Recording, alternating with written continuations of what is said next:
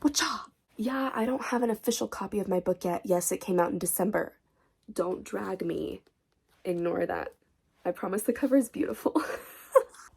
Hey, future Nat popping in. I don't know what I did to the color correction on this video. So sorry you have to look at it for so long. But also, I'm in it, so like, you should be okay.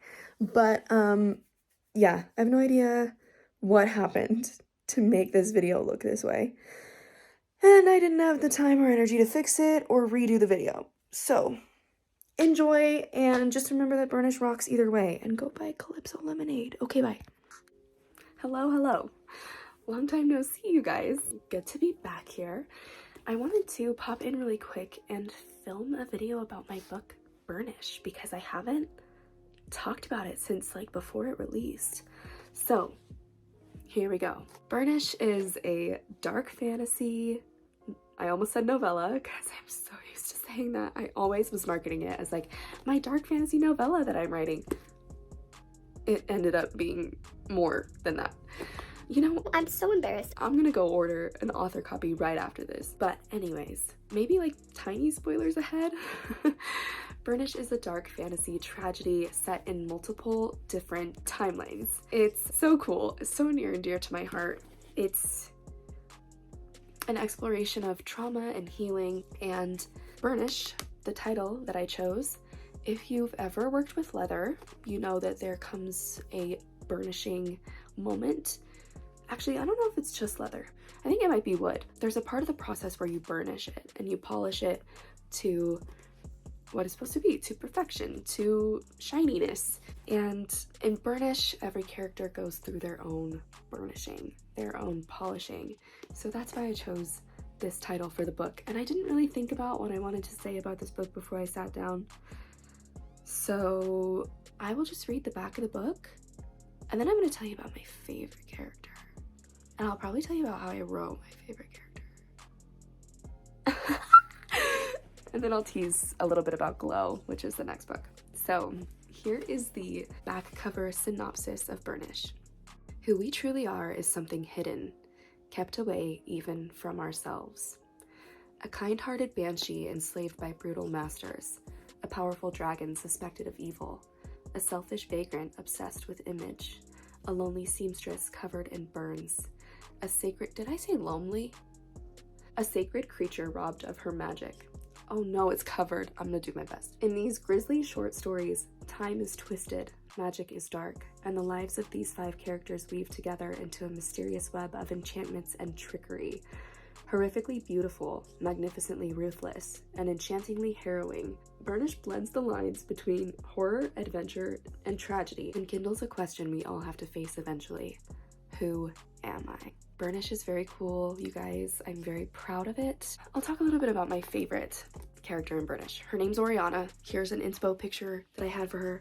Oriana is a dragonborn. She's the daughter of a dragon and a unicorn. She was born human and then developed a horn and scales. And what's very unique about Oriana is that her mother had magic, and her mother was very nervous because Oriana's the only dragonborn, you guys. She's kind of like a big deal. She's kind of hot shit. So her mother was very worried that people were going to find her and take her. People being like mostly one specific person that if you read the book you'll find out. So her mother, in that fear, used her magic to rip off Oriana's scales and tear out her horn. So Oriana is covered in these gruesome injuries, and they never heal. She makes a salve every day, every couple days, to put on the wounds to try and help the pain, but they never really get better. Oriana, throughout the book, is searching for her... I just realized I forgot to put on mascara. Should I do it now? No, it's probably fine. Oriana, throughout the book, is on a journey to find her magic.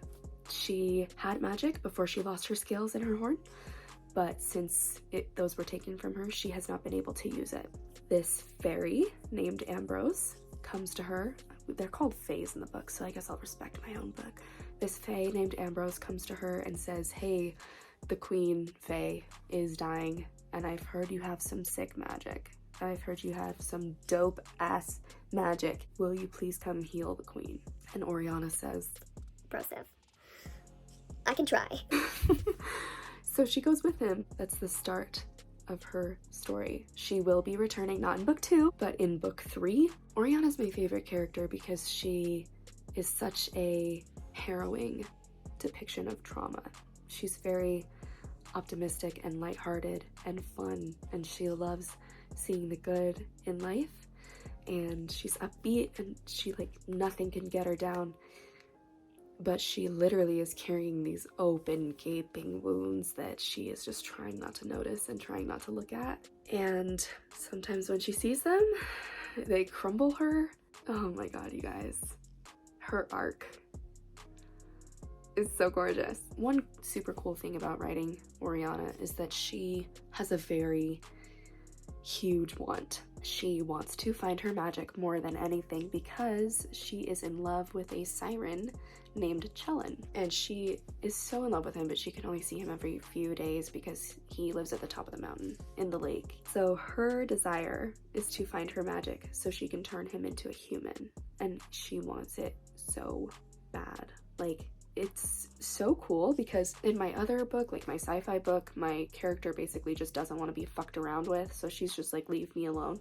So it's very cool to have a character that wants something so intensely.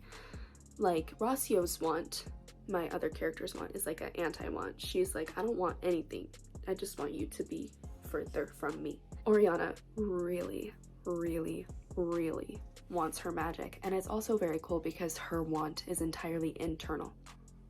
Nothing external really can give her her magic. And I completely spaced a huge part of Oriana's story till right now. Sorry. She has 2 massive wants.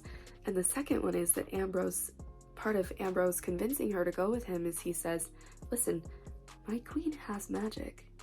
She can probably heal your wounds. If you are able to heal her and save her, she will have the strength and the ability to heal you. And so Oriana is like, her entire life hinges on this going well. Everything she's ever wanted, she's been marked with these wounds for so long, not centuries. Actually, maybe centuries. She's old. She's not old. She's just she lives for a long time. But yeah, so that's why Oriana is my favorite. That's a little bit about Burnish. I might be back soon to talk more about Burnish, or maybe to talk about Glow. I said I would give you a little sneak peek of Glow, right? Didn't I say that? I recently made a map for this world, which is unfortunate because I was excited when I went into writing this book that I didn't need the world building as much. I was like, cool, this book is just like, fuck around and find out. I like it. But I ended up having to make a map the other day. So this book happens east of the Broken Ocean. Glow happens west of the Broken Ocean. In the past, it is set in the sands. Oh my god, I can't even talk about it. Look at me. I'm a mess. I'm not even that far in the book, you guys. I haven't even finished one character's story. Okay, anyways, it's set in what we call the sands. What I call the sands. The sands is like a empire. Like, it's a city, but the woman who runs it, Heket, is the one that people answer to. And everything changes for Heket the day that she meets a little girl who has some dope-ass magic, as we like to call it. Actually, every time that magic is said in Burnish, it's dope-ass magic. So I'm sorry if you hate hearing dope-ass magic, because Burnish says it every time. Glow is the backstory of one of the characters in Burnish. From what I've said already, you might be able to piece together which character that is. Yeah, so go buy a copy of Burnish with me, because I'm about to do it, because this is shameful.